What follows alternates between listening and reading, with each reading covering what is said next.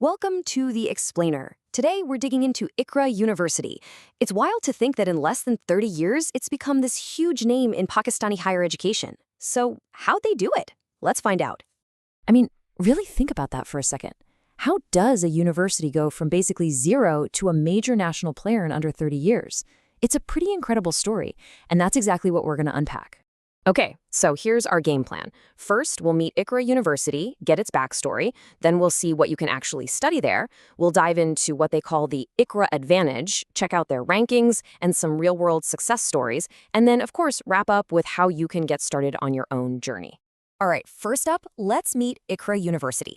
To really get what makes a place like this, often just called IU, so successful, you've got to go back to the beginning. And wow. This timeline really tells the story. It kicked off in 1998, not as a full-blown university, but as the Asian Management Institute.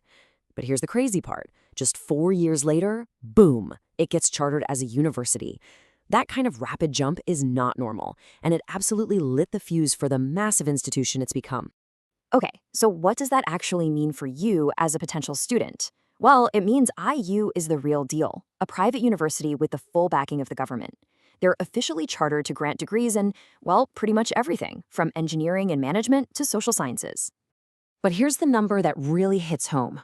Over 50,000. And we're not just talking about students who passed through. This is a massive global network of alumni out there in the world, making their mark. That's the real measure of a university's impact, right? All right, so we've established it's a big university with a huge global network. That's great. But the big question is, what can you actually study there? This is where things get really interesting. Get this. We're talking about over 100 different academic programs. That's a lot. It means no matter what you're into, tech, business, art, you name it, they've probably got something for you. And this table here just scratches the surface. Look at the range. You could jump in with an associate degree in something cool like animation, go for a classic bachelor's in business, specialize with a master's in cybersecurity, or go all the way to a PhD. They've covered all the bases. And check this out. This is what I mean by forward thinking. They're offering specializations in prompt engineering. Learning how to master generative AI, how to actually talk to tools like ChatGPT to get incredible results. This isn't just about keeping up. It's about getting ahead of the curve and preparing you for jobs that might not even fully exist yet. Okay, so tons of programs, a clear focus on the future, but what's it actually like to study there? What makes the IU experience stand out? Well, they call it the Iqra Advantage, so let's break that down. First things first, they are all in on tech. And I don't just mean they have Wi-Fi and some computer labs. We're talking about digital classrooms, virtual labs. Technology is literally baked into the teaching itself. It's part of the DNA of how you learn there. Next up, and this is a big one, is the faculty. The people teaching you aren't just academics who spent their whole lives in a university. Many are international researchers or leaders in their own industries. So instead of just theory from a book, you're getting real-world knowledge from people who are out there doing it, day in and day out. And finally, there's this global perspective. IU has partnerships all over the world, which opens up doors for things like exchange programs. And why does that matter? It means your degree holds weight not just at home, but on the international stage. It's a global passport in a way. Okay, so tech-driven education, world-class faculty, global partnerships, it all sounds great, right? But talk is cheap. Let's look at the proof, the rankings, the real-world results. This is where the rubber meets the road.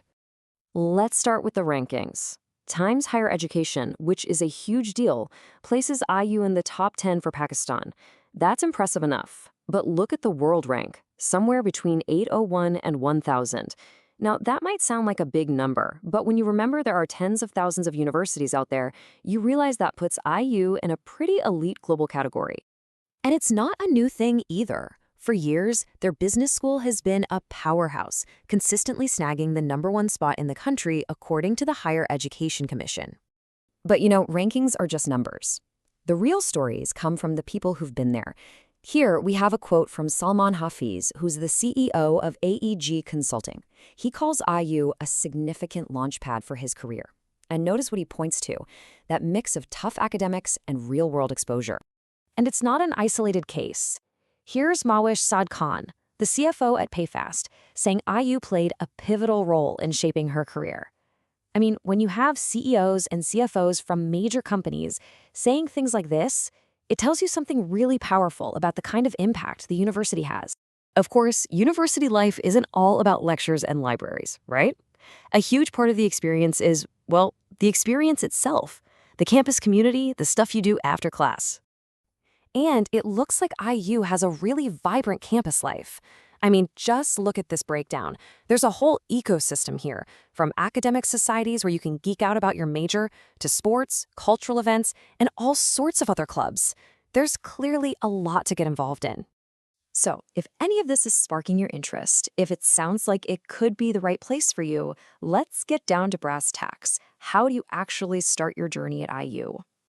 It seems like they've made it super simple. Step 1, hop online and explore their programs to see what fits your goals. Step 2, you can actually talk to an advisor, get your questions answered personally. And Step 3, when you're good to go, you can start your application. Looks like admissions for spring 2026 are already open. So we'll end on this thought. Your education really is the first chapter of your entire career. And the most important thing you can do is understand all your options so you can be the one to decide exactly how that chapter gets written.